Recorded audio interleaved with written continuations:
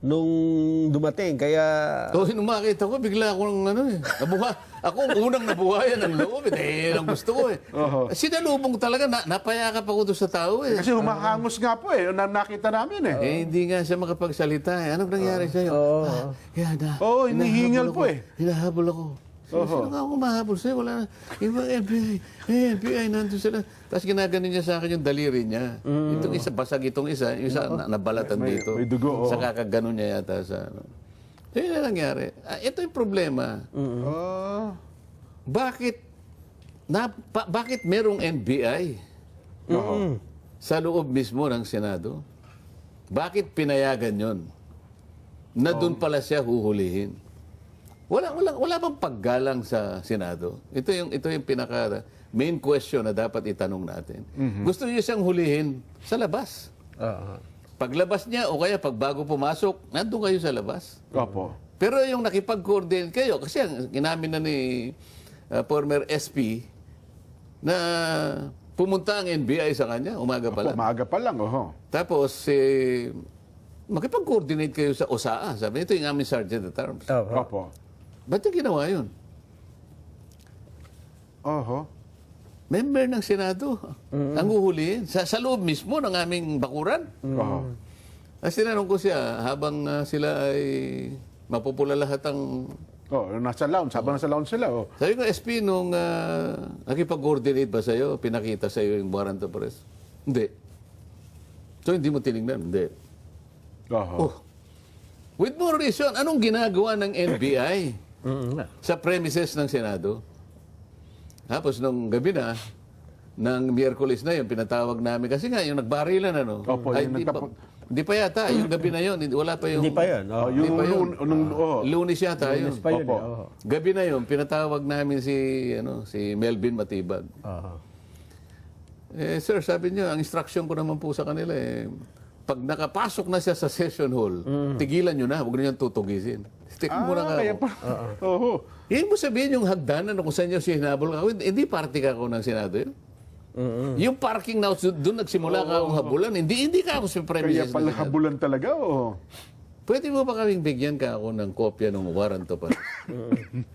Opo. Sir, kasi nasa sasakyan ko eh. Hindi ngayon, bukas, sabi ko. Tapos, bigyan mo na rin kami kako nung communication or order ng ICC na pinasa sa kanya yung sa Interpol. Opo. Yung inisyo. Kasi yun ang officiality eh. Yun ang proseso na dapat mangyari. So kung sakali ka ako na sinabihan, humingi ng request sa ICC, yung request na yun gusto naming makita. Okay. Tapos from the Interpol, ICC to Interpol request, Opo. So from Interpol, sabi ko, pumunta siya sa atin, PCTC, meron din communication. Ayan. Tapos yung PCTC, dahil siya yung counterpart ka ako ng Interpol, Opo. sinabihan ka niya, ikaw ang NBI, mag-execute. Yung deputization ng PCTC sa inyo, gusto ko rin makita. Therefore, there are 5 documents na gusto. Yes, sir, sabi niya. Ang ganyan, wala siyang binibigay. Okay. Palagay mo ka kung dineputize ka, NBI magse-serve. Bakit si Trillanes ang nagwawagay-bay ka ako ng warrant of arrest? Ayun, siya pa sino yun. ba ako yun? Oo nga ho. Ang dami nilang dapat sagutin dito eh. Bakit ka ako? Si Trillanes ba? Sheriff na nga ako ng ICC?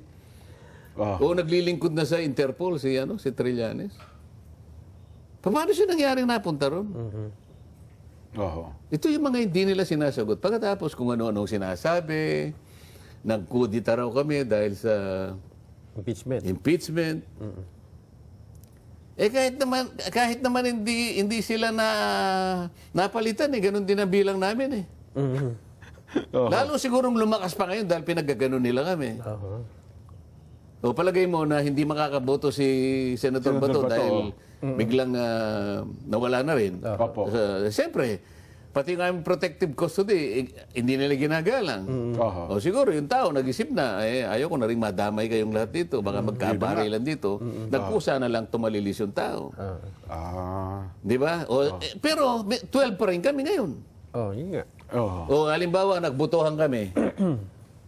Ilan bang kailangan nila para Majority po, dapat para ma-convict si Sara? Yung conviction ni Sara, parang at least mga 16 votes. Oh, One-third. Two-thirds. Two-thirds. Opo. Oh. Paano sila makakakuha ng 16? 12 kami. Oho. Oh. Oo nga, no? Kulang pa rin. Kahit pa sabihing siyam lang kayo, ano pa man. Pero, 12 lang kami. Paano ngayon yan? Paano magiging, anong connection nung impeachment. impeachment? Oo nga, no? Kasi yun ang unang pinalulutang. Kaya daw ninyo pinilit na makuha ang Senate majority. Kasi parang preparasyon nga raw ho, kung may akyat na sa Senado ang impeachment complaint. Hindi, matagal nang maraming reklamo kasi. Unang-una, si Ping Lacson ayaw niyang magtawag ng... Isa pa yun. ng Hearing ng Blue Ribbon, ipagpatuloy. Isip-isipin mo naman ang mga tao, halos siyam na buwan ang naghihintay. Kinuha niya yung tungkulin na yon, ang pananagutan na yon. Ang gusto pa niyang mangyari, bago daw siya mag-hearing, pipirma kami doon sa kanyang partial report. Na marami nang naiinis kaya kita mo maski sila ay nang pumirma. Oo nga. Yung majority. So maraming disgusted na sa kanilang ginagawa. Sa panig ko din, hindi lamang 'yun eh. Yung mga panukalang batas ko, hindi umuusad eh. Sa kanila puro sila na lang, kaya makikita mo, sila na lang ang nagdidepensa, nag-i-sponsor ng mga bill nila kasi sila yung nauuna eh. Puro na lang yung puro ganun, na puro hindi mo na malaman kung paano nila maayos ang problema ng bansa. So para sa inyo, isang dahilan ho yun kung bakit... Halimbawa, unahin pa nila yung autism, yung ganyan. Akala mo naman, ala nang ang makain ng buong Pilipinas, yung autism. Hindi ko naman sinasabing hindi importante yun. Opo. Kaya lang, i-priority. sus, yun daw, ang tawag din, yung feeding program sa ganito. Okay din naman yung feeding program sa mga eskwela. Bakit yung mga bata lang? Paano yung matatanda at maraming taong nagugutom? Hindi ba ito yung unahin natin? Paano yung sinabi ko na gusto ko 200 kilowatt hours ng kuryente, i-substitute natin sa lahat ng mga subsidy na yan? Nawawalang visa lang yan, nalulustay lang ang pera, ganyan-ganyan. Tanggalin natin ang 12% VAT ng ganito. Wala. Itong mga importante, yun ang hindi nila... Hindi schedule. Siguro, konektado sila sa mga oligarch siguro. Kaya marami na rin ayaw din eh. Gusto nila yung puro sa kanila lang, ganito. At pagka magpi-privilege fee, gusto silang lahat. Ako pag nag-privilege fee, alas 9 na ng gabi. Ating gabi. Paano hindi ka naman? Alam mo ba nung yung Lunes na yun, yung makasaysayang Lunes na yun. Palagi ko natala sa kasaysayan. Ayaw po, natala talaga sa kasaysayan po yun. Magmula nung Philippine Assembly, alam mo yung Philippine Assembly noon unicameral lang ating Senado eh. Assembleya pala. Wala pang nangyari. 1960 ata yun. Wala pang nangyari na ang isang senador, incumbent senator, hinabol ng NBI, kamuntik nang nahulog sa, alam mo yung hagdanan namin, napaka-steep eh. Kapag hindi ka maingat doon, ay sus ma. Kaya nga nadapa si Senador Bato eh. Hindi isa. Palagi ko labil, alam mo nung nandun sila eh. Meron kaming palikuran sa likod nung session. Doon ako palaging dumadaan. Pupunta ako sa kubeta, yung masikip na lagusan na yon, papunta doon sa comfort room ng nandun lahat ang mga NBI. Kumakain, siguro gutom sila, may hawak lahat ng sandwich. Magagalang naman sila. Good afternoon po. Good afternoon ako. Pero, ba't nandito kayo? Nakaharang na pala Isipin mo. sa dadaanan, Ngayon lang nangyari sa kasaysayan ng Senado, hinabol ang isa sa amin. May hawak-hawak na warrant of arrest na hindi naman ipinakita. Bakit pinayagan?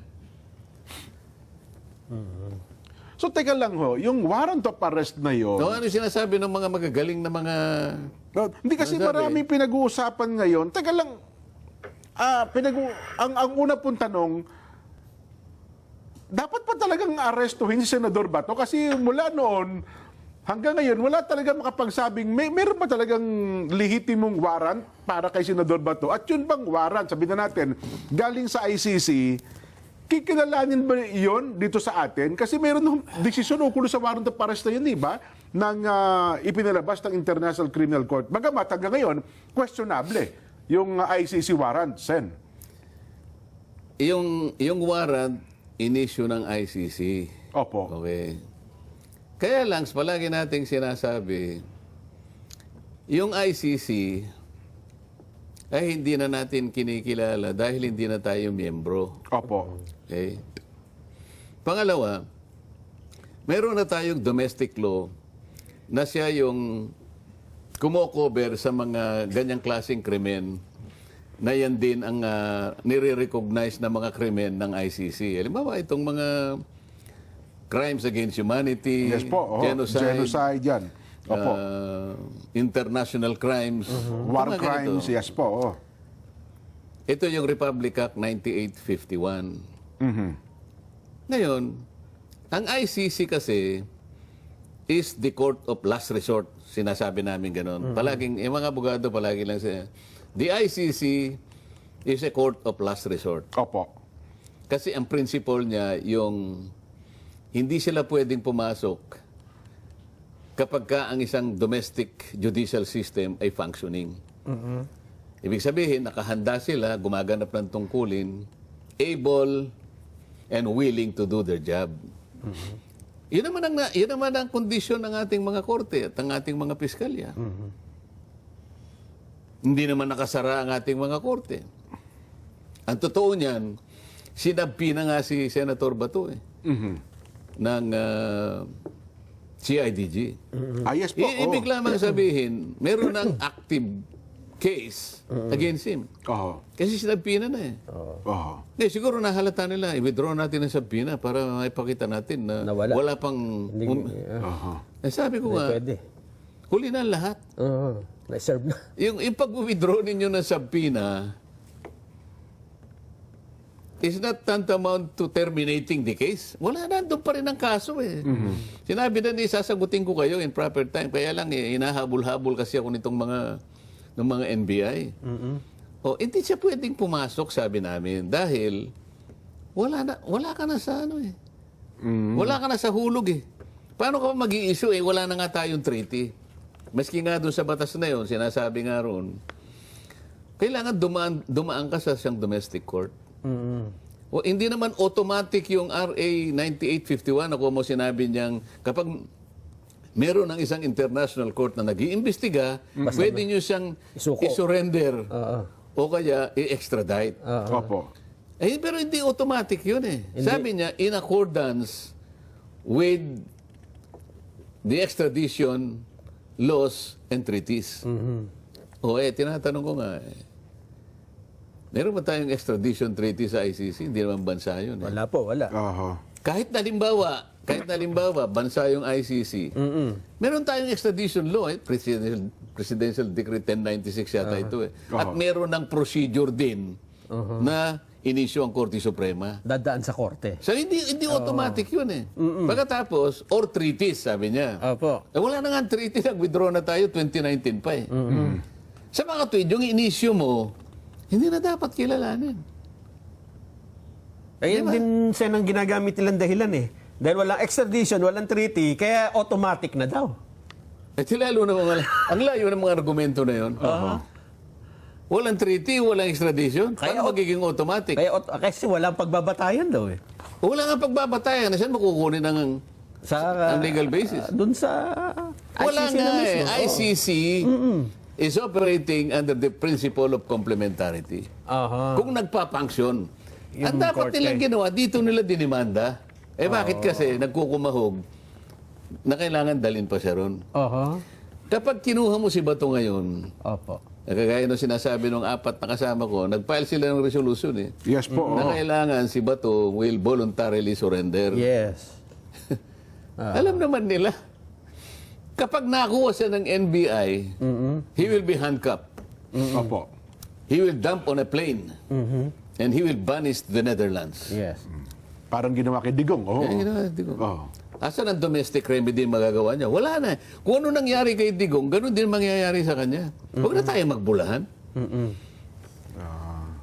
O imbes na tanungin nila, anong ginagawa ni Trillanes doon? Ba't siya yung nagseserve ng warrant of arrest? Ba't hindi nyo pinakita yung warrant of arrest? Ba't tayo nyo ipakita yung mga communication between the ICC, Interpol, PCTC, and blah, blah, blah? Ba't tayo nyo ibigay? Highly irregular. Ba't nyo hinabol yung tao? Kasi daw, sabi ata ng Senador Bato, pagka may warrant, hinahamon niya ata si Trillanes na Palagay mo nang hinamon ka. siya ang magdala ng warrant sa Senado. Pero hindi niya sinabing, ikaw ang maresto sa akin, nahamon lang kita. At saka bakit pinayagan ng NBI? Hindi naman authority yun, di ba? Kaya nga gusto ko malaman, nasaan yung communication mula sa PCTC na ikaw ang dineputize? Kailangan, alam mo sa yung PCTC, merong isang opisina dyan, yung secretariat ng PCTC, kung tawagin National Central Board yat or whatever, NCB. Opo. Ang chairman yan ay yung PNP chief. Ganun mo ba? Oo, ang member lang ang NBI, ang Bureau of Customs, at saka ang commissioner ng BIR. Pero yung chairman, PNP. PNP pa rin talaga yung chairman. Bakit yung PNP hindi si chairman? Ibig sabihin, ang PNP, sinabi niya sa kay NBI Director Matibag, ikaw nang pumunta ron. Utusan mo si Trillanes? Kasi nung kay Pangulong Digong, ang ginamit talaga nila si IDG, di ba, sa part po ng PNP. Wala rin communication. Ayun. Ay, teka lang sana, ikaw kasi lang ho sa kapakinabangan ng ating mga kababayan. Ito kasi ginagamit ng mga kakontra. Sabi nila, doon daw po sa Republic Act 9851, yun nga, binabanggit ko kanina, tahasang sinasaad daw po sa Section 17, Paragraph 2, na alang-alang sa katarungan, maaring isuko o ipa-extradite ng mga kaukulang autoridad na Pilipinas ang mga pinaghihinalaang inaakusahang tao sa Pilipinas na naaangkop daw po sa pandaigdigang hukuman kung meron man. Pinahintulutan ng batas na ito ang pakikipagtulungan daw po sa mga pandaigdigang tribunal kahit umatras na ang Pilipinas mula sa kasunduang nagtatag na mga ito. Yun ang pinupunto nila, Sen. Hindi totoo yun. Ganun ba? Kailangan babasahin mo yung buong section na yun. Not in isolation of the rest of the paragraphs. Ang sinasabi, gagawin mo in accordance with yung ating bansa. Yung local Yung ating domestic jurisdiction in accordance with extradition laws and treaties. Meron tayong extradition law eh. So ba't mo sinabing in accordance? Kasi nga merong batayan na batas. Walang automatic doon na sinasabi. Tingnan niyo kung ano, meron sinasabing automatic na irrespective of whether the laws of the domestic country is operating or not, basta makukuha namin yan. Walang ganun sinasabi. Ayun. Doon naman daw po sa Supreme Court ruling sa Pangilinan versus Cayetano, bagamat umatras daw po ang Pilipinas mula sa Rome Statute, ipinahihiwatig ng Korte Suprema na nananatili pa rin daw pong obligasyon ng bansa na makipagtulungan sa ICC para sa mga umano'y krimeng nagaganap habang kasapi pa ito ng kasunduan 2011 hanggang 2019. Iba naman ang sinasabi doon kasi. Ang sinasabi kung nag-withdraw na kasi tayo. Sabi ng ICC, nag-withdraw ka nga, sabi niya, pero merong isang taon na plaso bago implementation ng bago ma-implement yung pag-withdraw mo. Yes po.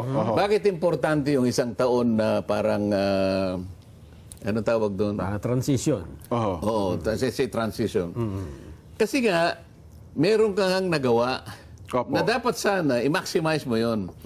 Huwag mo sasayangin ang isang taon na 'yon. Dapat doon sa isang taon na 'yon, yung kanilang prosecutor na i-file. Kung talagang seryoso siya kanilang trabaho, dapat hindi niya sinayang yung plaso na 1 year na yun. Doon siya dapat nag-request ng investigation. Ayun. Okay. Kailan ba nag-request? Tapos na? 2.5 years bago tayo makapagano. 2.5 years. Hindi na talaga tayo Expired. Talaga? Hindi ba yung isang bansa, parang Bhutan yata yun. 3 araw, nakuha niya. Bago mag-expire, 3 araw na i-file niya. Ayun. Siya, isang buong taong singkad, hindi niya ipinail yung request for investigation. Nung i-file niya, 2.5 years. 2.5 years na tayong Wala na. nakapag-withdraw. Ayun. Yan ang questionable doon eh. Oo nga. Ayun. Kung ano-ano na lang ang ano eh. Kung ano-ano lang legal basis. Oo, Kahit na hindi na ginagamit. totoo. Para lamang linlangin na naman ang taong bayan. Walang ginagawa yan kundi magpaliwanag ng pamali. Pero so ngayon ho, may umiiral talagang arrest warrant kay Senador Bato, kaya ganun ho ang... Nagpalitaw sila, pero it's up for the domestic court to enforce it because enforcement is still domestic. Nakita mo si Benjamin Netanyahu at saka si Putin ng Russia. Vladimir Putin ng Yes, Russia. oo. Anong sabi ni Ni Vladimir Putin. Anong sabi ni Vladimir Putin nung iserve sa kanya yung warrant of arrest? Nek-nek mo, kanya. Pa hindi ko umalis dito, ikaw yung kukulong ko. Tumakbo. Oho. Ganon din si Israel. Si Benjamin Netanyahu. Halika rito, lumapit ka sa akin. Halika. Hindi po, kanya, nagbibiro lang ako. Tumalis na. Umalis na. Hindi na recognize ng Israel. Hindi na recognize ng Russia. Opo. Tayo lang. Tayo lang. Kasi kalabang politika ata yung... Ano ang iniahayag ng pangyayaring ito? Oho. Oo, itong mga magagaling magsipag-comment. Yung mga... Opo, naglalabas na ngayon mga legal na kung ano. Yung mga nagpapanggap ng mga political analysts. Political saka yung analyst, saka yes yung mga po. galing na mga abogadong pinagpipitaganan ng mga kung ano-ano. Mga din. Oo. Hindi. Nasa dlak daw sa kahihiyan ng ang Senado dahil ganito, ganyan tayo raw ay nangungupkup ng Fugitive. Oo. Fugitive. Ginawa daw ninyong Samantalang ang totoong nangyari, kahit na-reviewin mo ang pangyayari, kahit na hindi nila naipakita yung legal basis ng warrant of arrest, pati procedural matters ay hindi naman sinunod, nagamit ng ICC Ayun nga.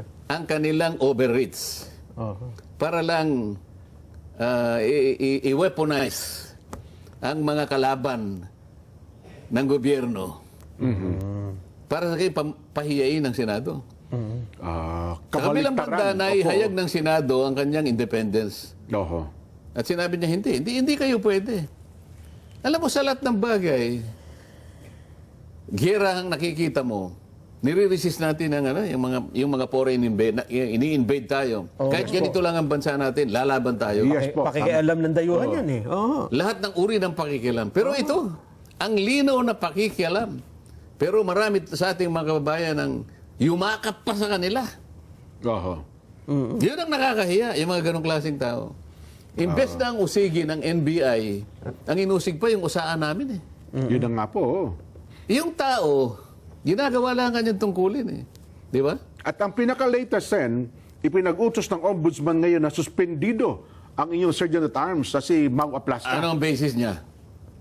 Yun daw pong nauna siya nagpaputok doon sa Senado. Binaliwala niya yung presumption of regularity sa pagganap ng tungkulin ng isang public servant. Ano ba ang trabaho ng USAA? Depensahan po kayo, siyempre. ang buong Senado. Security. Enforcement function. Opo. Regular ang ginawa niya. Sino ba kayo? Sabi niya ngayon, ayaw nilang NBI, umalis kayo rito kasi pinagbabawal kayo sa premises rito. Pinagbababa ng armas. Bumababa ng Magkano kayo ng armas? Hindi, ganyan, nagpaputo. Yun ang yun ang trabaho yun ang talaga protocol niya. Oho. Bakit si Matibag at mga NBI na pumasok sa bulwagan ng Senado, wala siyang ginawa. Oho. Diyan makikita po ninyo kung paano ang pagkakaiba, yung totohanan na pagpapatupad po ng ating mga batas. Bakit si Trillanes pumasok doon, nagwawagayway, nagseserve ng warrant of arrest, hindi man lang pinahuli ng ombudsman? Oho. Pinailan ba? Wala po. So yun pala, pwede bang questionin yun? Kasi parang, kailan ba ang implementasyon ng suspension? Kaya sinasabi ko sa inyo, questionin mo. Kaya ko sinasabi na. Oho, di ba? Kasi kung ganun pala ang ginawa niya, Binugbog nila yung isa sa miyembro ng usahan namin. Nakano na sa simento, sinipa pa eh. ayun, tsaka dinadala pa po sa Meron sasakyan. bang sinabi ang ombudsman para Suspindihin lahat yung gumawa ng ganun. Ilang pinasok kami. Oo nga. Mali na yun eh. O ano sabi ni Matibag? Eh, hindi naman po kami gagawa ng ganun. Ibig sabihin, yung paglusob sa amin, kung hindi po kami nakipag-coordinate sa leadership. Ibig sabihin, si SP Soto. Oho. Sinabi niya yun, ha? Sana huwag niyang itanggi sapagkat naririnig ng mga kasama ko. Pero ano ba sinabi niya? Hindi ko naman, nag-coordinate sa niya sa akin, pero hindi ko niya alam na magkakaroon ng paghuli kay Senador Bato. Hindi niya alam na dadating eh. Hindi daw niya kasi Oo. alam na darating Hindi si ko Senador alam na Bato. darating. Hindi Kaya- mo alam na talagang pinakakabantay-bantay mo yung araw na yun sapagkat nararamdaman mo na baka may mangyari nga. Kaya para makasiguro ka, sige, nandito lang kayo, magbantay kayo. Oho. Be vigilant. Siyempre, para makasiguro tayo. Oho. Kaya nga masakit ang loob eh.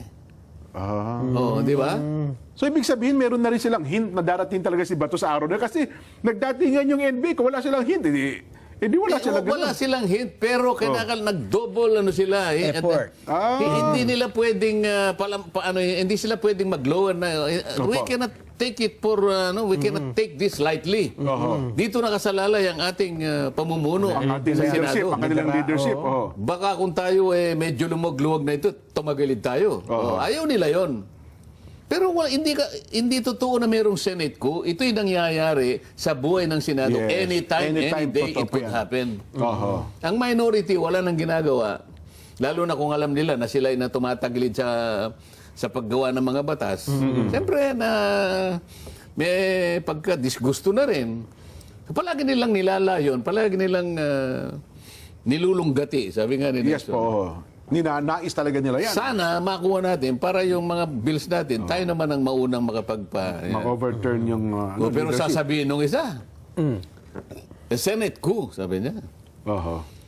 Like, a Senate coup, like rebellion, Rebellion is a continuing crime. according to jurisprudence, is a continuing crime. Naku, delikado pa pala kayo dyan. Oho. Saan ka naman nakakita ng... Para bang merong isang jurisprudence na nagsabi na pinagkumpara yung Senate coup at saka yung... Unang-una, walang Senate coup. Yung pag-takeover ng leadership Ng leadership, opo. is a common occurrence. Nangyayari talaga yun. Totoo. At sila, alam din nila na talaga nangyayari talaga Alam yun. nila yun. At walang illegal doon. Walang illegal doon. Hindi rin yun. Bakit niya ikukumpara? Ngayon, tanong mo sa kanya, asan ang jurisprudence na ikunumpara yung takeover ng leadership sa Rebellion. Isang rebellion. Pero sinabi ang jurisprudence that rebellion is a continuing crime. Pero hindi niya kinumpara sa pagpapalit ng Senado. liderato sa Senado.